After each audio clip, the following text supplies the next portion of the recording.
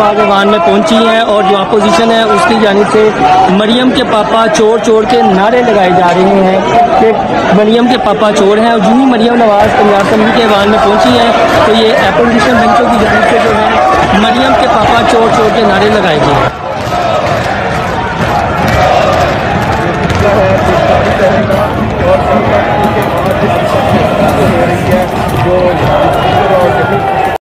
कचरा जिसको डिक्की में भर के कहीं डंपिंग स्टेशन में डालना था उसको डंपिंग की बजाय रिसाइकलिंग मशीन में डलवा दिया और जिस रिसाइकलिंग मशीन में डाला आज वो बेल्जियम में दरपर्दा फिर रही है।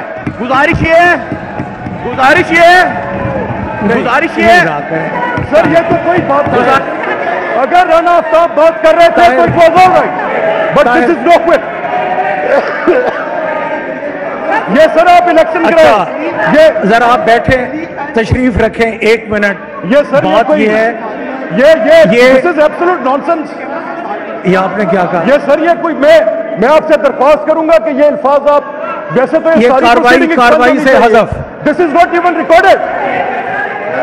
ये तो कोई बात ही नहीं है कार्रवाई से। सर मेरी दरख्वास्त है आप इलेक्शन कंडक्ट कराएं। Order in the house.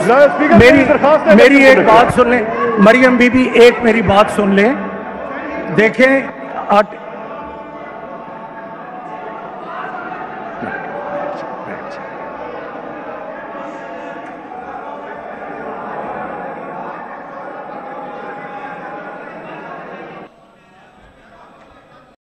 आप अपने इस दौर के इस आखिरी फैसले को तारीखी हैसियत देते हुए या वर्चुअल ओथ करवाएं। पाकिस्तान के कॉन्स्टिट्यूशन का आर्टिकल 273/3 हमें बाउंड करता है कि हम किसी भी शख्स को अगर वो रुकन असेंबली मुंतखब हो जाए उसके ओथ से नहीं रोक सकते। PP 171 से मियां असलम इकबाल साहब मुंतखब रुकन असेंबली हैं और अल्हम्दुलिल्लाह वो 8 फरवरी को मुंतखब हुए हैं, 9 फरवरी को मुंतखब नहीं हुए।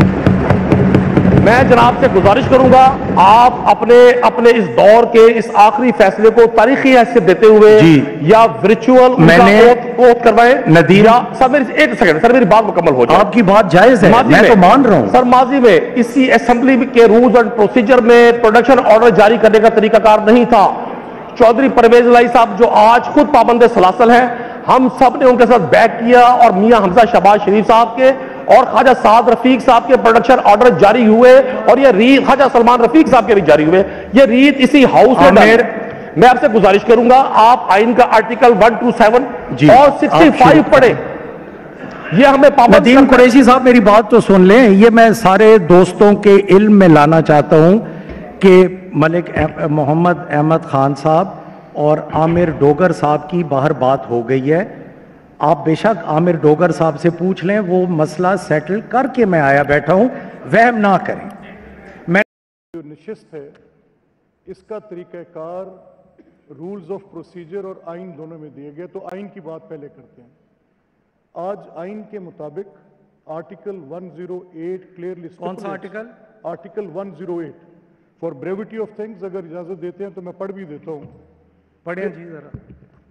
गुजारिश ये है सर कि इट क्लियरली सेज कि कोई और business to the exclusion of elections के अलावा after general election a provincial assembly shall at its first meeting and to the exclusion of any other business elect from amongst its members a speaker and a deputy speaker, and so often as the office of the speaker and deputy speaker becomes vacant, the assembly shall elect another member as the speaker or as the case may be deputy speaker. So whatever we are saying, Rana साहब का क्योंकि ये case of first impression है, इससे कबल इस तरह की सूरत हाल 1-2 मौके पर आई पर इतनी